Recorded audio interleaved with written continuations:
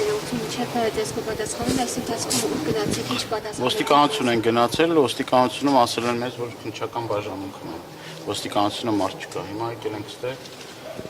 Ոնց որ տղաներից մի քանիսին տեսանք այստեղ։ Տեսնենք ընթացքում։ Ներս չեն թողնա։ Դե պետք է զեկուցեն եւ ըստ գործող կարգի գործողությունները շարունակեն էլ իրենց։ Տեսնենք, սպասում ենք, որ պետին զեկուցեն, տեսնենք ինչ պատասխան կնչեցնի պետը։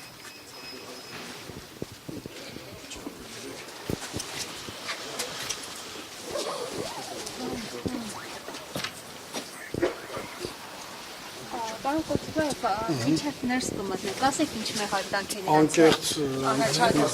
բանա, սպասեք, ես փաստաբան գաղափար չունենք, հիմա կծանոթանանք մեղադրանքին, միայն գիտենք խոզարկություններ են եղել, խոզարկության որոշման մեջ մի անհետ պատմություն է նկարագրված, որ իբր քարոզչություն են իրականացրել եւ քարոզչության միջոցով ազդել են ընտրողների կարծիքի վրա։ Հիմա ես չեմ պատկերացնում ուրիշ ինչ ձև պետք է իրականացվի նախընտրական քարոզչությունը եւ ես չեմ ուզում մի փոքր անպատասխանատու ընկենք, բոլոր դեպքերում այդ նպատակով են եկել բնակարաններում խոզարկության, որովհետեւ քարոզչության միջոցով ազդել են ընտրողների ազատ կամքի վրա,